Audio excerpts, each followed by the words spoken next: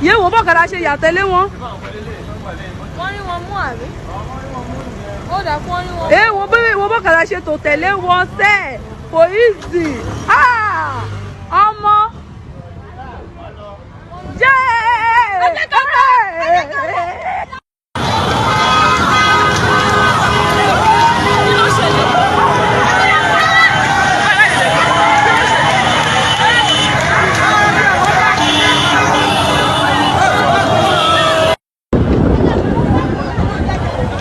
Fulani wey come work for work, they don't catch them.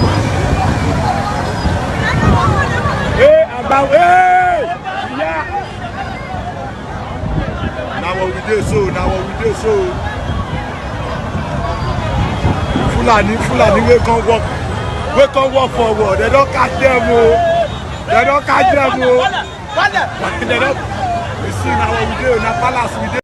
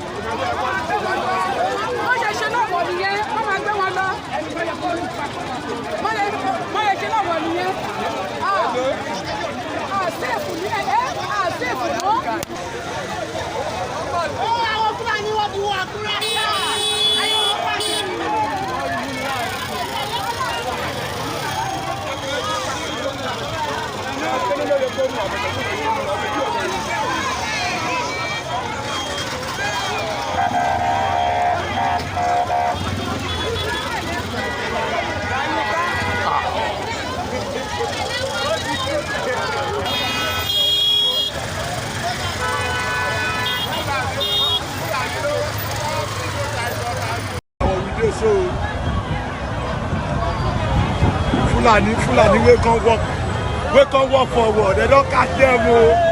They don't catch them, oh. They don't. You see now what we do, now palace we do. Now they don't catch them. They say that they carry them go Akure. They say that they carry them you to the para, oh, you to the para, oh, you to the para, you to the para, you to the para, you to the para, you to the para. Catch them, oh. Everywhere they don't catch them. See them now what we do. All the Fulani wey come kill for what?